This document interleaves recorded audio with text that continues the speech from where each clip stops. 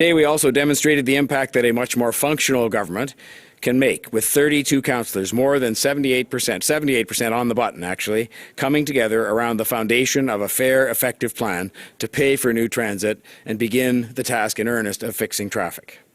Obviously, there are many important questions to be answered, answers which will come from the reports that we have requested at the council meeting today. But make no mistake, today demonstrates overwhelming support for a real plan to build a real transit network with a real answer on how we will pay for it. I have been honest with the people of Toronto about what we need to build and how we're going to do it. I believe that Toronto residents want to see real decisions and leaders who are willing to do what is right for this city and its residents. I am proud of my council colleagues and the leadership they have shown today. And I look forward to the province of Ontario making the necessary regulatory change for us so that we can do what's right for the people of Toronto.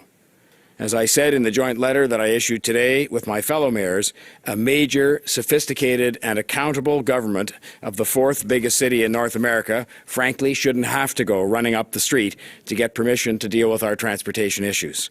But that is for another day. For now, I want to continue on with fixing traffic, building transit, and being honest about the fact that it is not free to do those things. The people of Toronto know we are doing the right thing, and I know they will respect a government and its leader that is willing to take a stand on their behalf and to get things done and get on with the job of building transit and fixing traffic. Mr. Mayor, Councillor Mamalini said that this could be an election issue in 2018. Could this be undone, what was voted today, if an election doesn't go your way? Well, I will just say that I think everything you do in the course of a term in office as mayor is part of your record and therefore by definition becomes an election issue. But I am proud to stand up and say to the people of Toronto that I came to office, developed a plan to build transit and fix traffic and how to pay for it, that I was honest about it, that I led on it, and I think the people of Toronto will respect and support that and will want to move forward and implement these things and get the transit built and get the traffic fixed. What do you think about some of the amendments made, like asking for a sales tax for a share in the HST? I think that there is a consultation taking place now with the people and others about different ways we can adjust our finances going forward. But for the moment, I'm very focused on the things that I have said I will support. Principally, the road tolls, which are overwhelmingly supported today by the members of City Council, and the other measures like the hotel tax. And now we'll proceed to deal with this year's budget, and then the consultations will go on, and we'll read with great interest the reports on these various other things that people have sent off to be consulted upon. Mayor Tory, you rejected motion that we prioritize how that new money gets funded in terms of the projects based on actual need. Can you explain your rationale for rejecting that proposal? I'm quite happy for us to have a discussion at some stage about the list that has been accumulated over a long period of time. I didn't accumulate it. In fact, I had very little to do with most of the items that are on it, though I strongly support things like the relief line and so on. But I just think that when you have these kind of motions that are sometimes brought in this haphazard way with various words in them that I think suit the purposes of those who are making the motions, that's not the best way to do business. And so I'm quite happy to take a look at the priority transit projects, but I think that list is there for all to see, has been voted on and agreed upon. I'm reminded over and over and over again, for example, that the #1 transit project that people have, even though it has a 10 or 11 or 12 year time frame on it, is the relief line. And I'm strongly supportive of it and in fact helped to secure the first serious money that's gone into that project, $150 million for Metrolinx.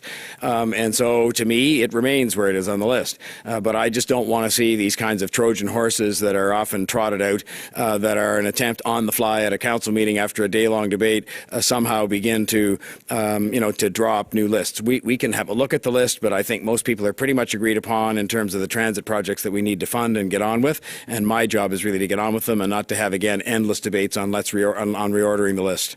Tory, Councillor Mamalini suggested that you would not have won the election in 2014 had you been honest and said that tolling was in your plan for the Gardiner and the DBP and that Doug Ford would have won. What do you say to that? Well, Councillor Mamalini has all kinds of speculation on all kinds of things, past, present, and future. He had some trouble today recalling his own past statements on this.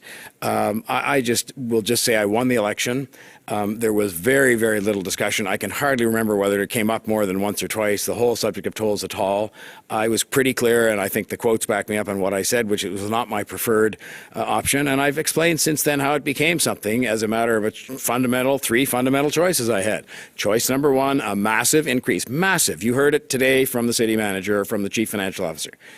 I will not support a massive increase in property taxes. They said 10% just for these transit projects and long-term capital investments.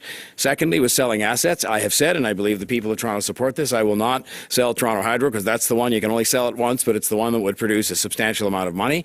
And third is these other means of going about raising options, of which I picked the one that I think is going to be the one that's going to be the fairest and that I think brings in other elements of fairness, such as asking 905 people to make a reasonable contribution to the cost of these roads that we own and that they drive on. So, I will just say to you that I'm moving ahead with a plan that I have. It is a plan that for the first time has a 15-year transit network plan for Toronto.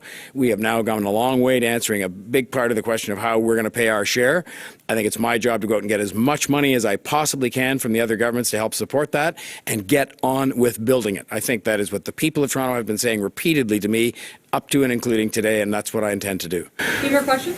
With regards to that letter this morning from you and the other mayors, some say that it would remove the layer of checks and balances to give municipalities more power. What do you think about that? The ultimate check and balance that is provided for, that can get no better than that, is called an election. And we have a council of 44 people plus one mayor, all of whom are up for election every 4 years. And the notion to me that in a big, sophisticated city like this, with its own government that is separately elected every 4 years with an incredible campaign that you all cover in great depth, to me, the notion that we can't be accountable for our own decisions about our own roads and some of our own responsibilities is an anachronism from 1867 and the way the Constitution was drawn up when we had no cities of 3 million people with councils like this that are separately elected. And so to me, it's time we decided to treat cities like Toronto, not just Toronto, but cities like Toronto, Canada's biggest city, the fourth largest city in North America, as an adult that is capable of making its own decisions, that is capable of being held to account through the electorate for those decisions, and move forward for that. I am prepared. I am standing here today as the one who led on the road tolls thing, and there will be those who disagree with me and who don't like that.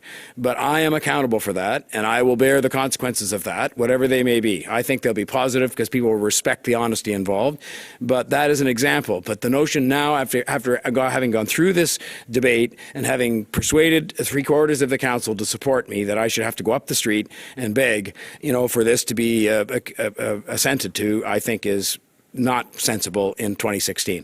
Mayor Tory, what do you think about Andrew Horvath's letter today saying that she would offer a quid pro quo to you that if you drop the tolling plan, an NDP government would upload half of the costs of the TTC's operating budget?